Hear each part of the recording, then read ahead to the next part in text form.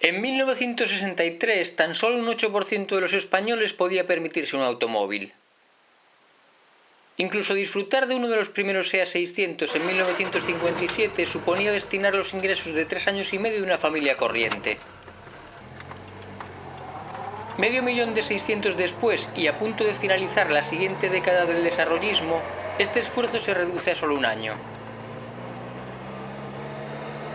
Es la historia del SEAT 600D, que comienza dando el relevo a los primeros SEIA al alcance de una reducida clase acomodada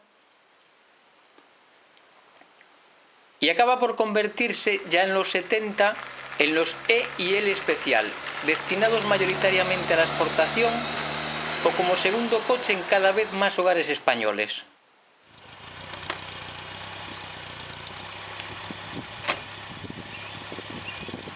Pero además el D fue el primer 600 en dejar de serlo. El SEAT 600D se presenta en la Feria de Muestras de Barcelona en 1963 y comienza a comercializarse a finales del verano de ese mismo año. Supone la mayor evolución técnica y estética desde que se presentase en mayo de 1957 el modelo normal. Las cifras de producción agigantan a este modesto vehículo que a todos nos resulta familiar. Más de la mitad de los 600 fabricados en España, casi 800.000, lo fueron del D, que llegó a triplicar la producción de su antecesor y duplicó la de su sucesor, convirtiendo casi 420.000 peatones en seatones. El 600D que hoy tomamos prestado se matricula en el verano del 64, año en el que salen de la zona franca de Barcelona más de 60.000 unidades. Abrirse paso en este 600D costaba entonces 63.500 pesetas franco-fábrica, lo que representaba para su propietario unos 20 meses de su sueldo medio de 3.000 pesetas y una espera de la mitad de ese tiempo hasta poder conducirlo. Además, debía anticipar una de sus nóminas en concepto de paga y señal para cursar su reserva, en la que tenían prioridad los colegios oficiales o las industrias de interés nacional. Al menos su precio en 1964 era un 10% inferior al de hacía 2 años, siendo el coche más económico de los de producción nacional si exceptuamos los elementales Gogomóvil. Exteriormente, la diferencia más destacada respecto a los primeros 600 españoles es el cambio en las luces indicadoras de dirección y posición, que pasan a situarse bajo los faros principales en lugar de ir sobre las aletas. Además, la intermitencia se refuerza con unas luces laterales en las que termina una tira de aluminio, detalle que llevarán a partir de entonces todos los 600 nacionales. En la parte trasera se disponen ahora 36 entradas de aire en el compartimento del motor, en lugar de las 30 iniciales. Comparado con el Fiat 600D, presentado en septiembre del 60, el D español nunca llegó a ser una copia exacta de ninguna de sus 3 versiones. Se asemeja más a la última evolución de los 600 normales fabricados en Turín a partir de 1959. Ya que respecto a los primeros Fiat 600D es distinto por los 4 costados. En estos, la bigotera que rodea la bocina es triple. En la trasera sus faros son de mayor tamaño, similares a los que montarán los SEAT 600E 10 años después, mientras que sus puertas suicidas incorporan derivabrisas.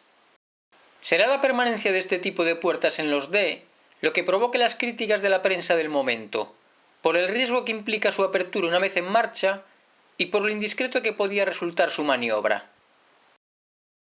La apertura convencional de las puertas será adoptada por Fiat a partir de mayo de 1964, pero SEAT no seguirá su ejemplo y se mantendrá fiel al diseño original, procedente a su vez de los 500 Topolino.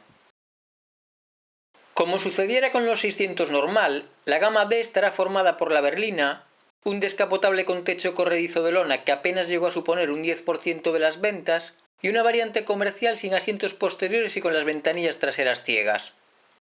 A ellos debemos de añadir el 800, al que los hombres de marketing bautizarían hoy como Gran 600, al tratarse de un 600D con 4 puertas.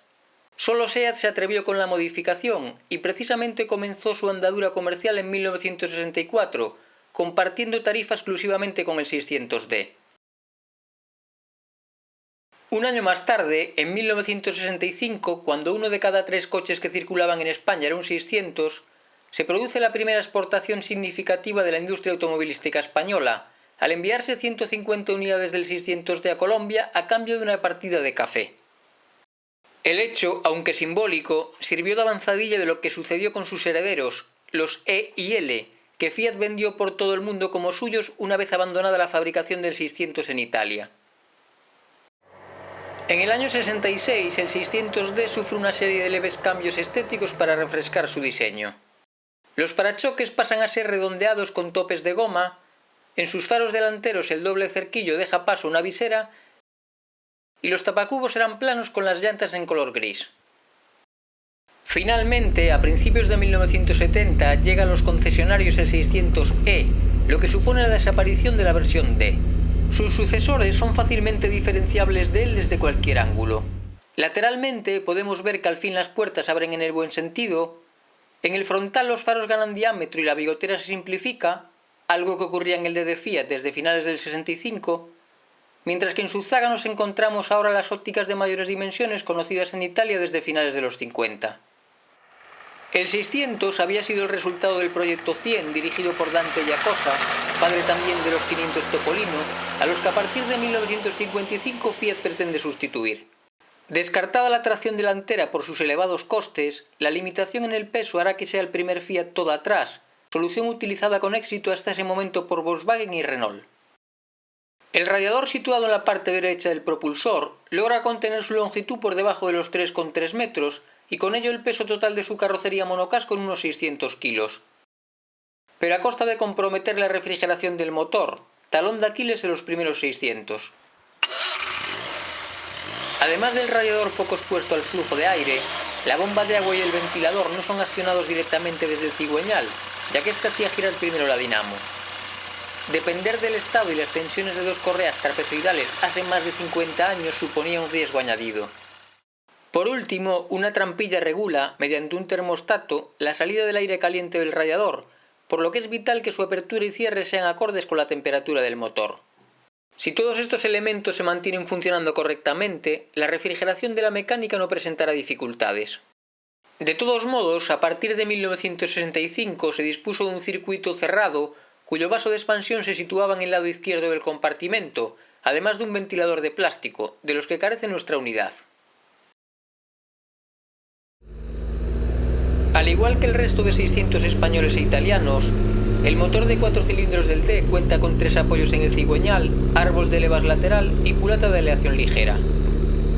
Como ya se adelantó, el D será el primer 600 en dejar de serlo, ya que a partir de él todos los pelotillas dispondrán de un motor de 767 centímetros cúbicos en lugar de los 633 originales. Los 135 centímetros cúbicos suplementarios suponían un aumento del 20% en el par máximo, ahora de 5 kilogramos, mientras que la potencia ascendía hasta los 25 caballos DIN a 4.800 revoluciones, suficientes para alcanzar los 110 km/h, unos 10 más que la versión precedente. La revista Cuatro Ruedas destaca en su ensayo la buena aceleración desde parado y la facilidad que presenta el motor para soportar un exceso de revoluciones, por encima de su discreta elasticidad. Alcanzar 90 km/h suponía para el D unos 35 segundos, mientras que los oportunos 60 km/h de ciudad se obtenían en 13 segundos. El bajo consumo de combustible es otro de los puntos fuertes del 600D. En carretera, los valores obtenidos por 4 ruedas oscilan entre 5,5 litros y algo menos de 8, siendo el declarado por SEAT de 6 litros de gasolina normal a los 100, rodando a 75 km/h. La caja de cambio, situada delante del motor, cuenta con 4 velocidades. Como en todos los 600 fabricados, la primera no está sincronizada, lo que puede llegar a ser molesto al circular por ciudad. La suspensión de los 600 es independiente en las 4 ruedas, algo que no sucedía, por ejemplo, en los inaccesibles SEAT 1500. Delante, como elemento elástico y estabilizador, encontramos un ballestón transversal, mientras que en el eje trasero los brazos triangulares oscilantes incorporan muelles y amortiguadores hidráulicos.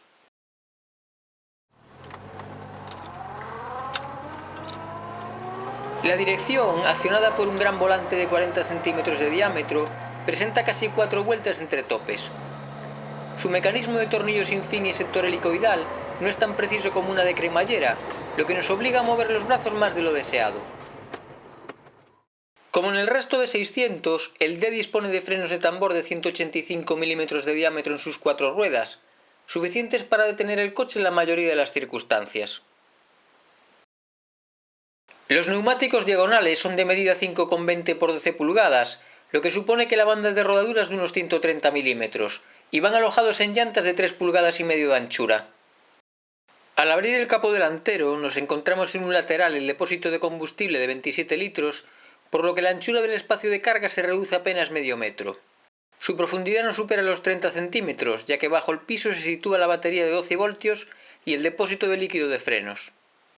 De este modo, una parte del equipaje quedará confinado entre el tanque de gasolina, la rueda de repuesto y la bolsa plástica que contiene el líquido lavaparabrisas, que además tiene múltiples aplicaciones. Por motivos de seguridad, a partir de 1967 el depósito ocupará toda la anchura del vano delantero, pasando a disponer de 30 litros. A pesar de sus reducidas dimensiones exteriores, el 600 consigue un satisfactorio espacio interior para 4 personas de estatura normal, tal y como podemos leer en la prueba de 4 ruedas. Una de las cualidades más valoradas del D es su instrumentación, completa y de fácil lectura. En el velocímetro se incluyen las señales que nos indican las velocidades máximas alcanzables en cada marcha. En la parte izquierda se disponen 3 pilotos indicadores de la conexión del starter, los intermitentes y las luces, dotados de un ingenioso sistema de regulación de su intensidad luminosa. A ellos debemos sumar 2 testigos situados sobre el velocímetro, que nos advierten del estado de la dinamo y de la presión del aceite. El interior del 600D cuenta con una luz de cortesía accionada por la puerta del conductor, espejo retrovisor con posición día-noche y parasoles realizados en plástico. La lista de opciones se reducía tan solo a 2, los neumáticos con banda blanca por unas 500 pesetas y el aparato de radio por algo más de 4.000. La calefacción no puede ser más ingeniosa y sencilla. Abriendo una trampilla, mediante un tirador situado en la banqueta trasera, permitiremos la entrada al habitáculo del aire caliente que ha enfriado el agua del radiador. Pero junto al calor se colarán en el interior algunos decibelios más y sobre todo los vapores que pueda desprender el motor con el paso del tiempo. Una de las particularidades de este 600D es que cuenta con un curioso acelerador de mano, que en largos trayectos permite circular sin pisar el acelerador, aunque este elemento se suprimirá con las modificaciones introducidas en 1966. Los asientos delanteros pueden regularse solo longitudinalmente en 12 centímetros y permiten, abatiendo su respaldo, el acceso a las plazas traseras. Esta operación en los D más modernos se realiza basculando todo el conjunto. Además del maletero exterior, entre el tabique del motor y el respaldo contamos con otro espacio de carga. Afortunadamente, si viajan 2 personas con bastante equipaje, es posible abatir el respaldo, con lo que la capacidad total pasa de 200 a 700 litros. Todo o casi todo sucedió aquí, en la pequeña casa rodante del sufrido Juan Español, como apodó el diario Pueblo a nuestro protagonista.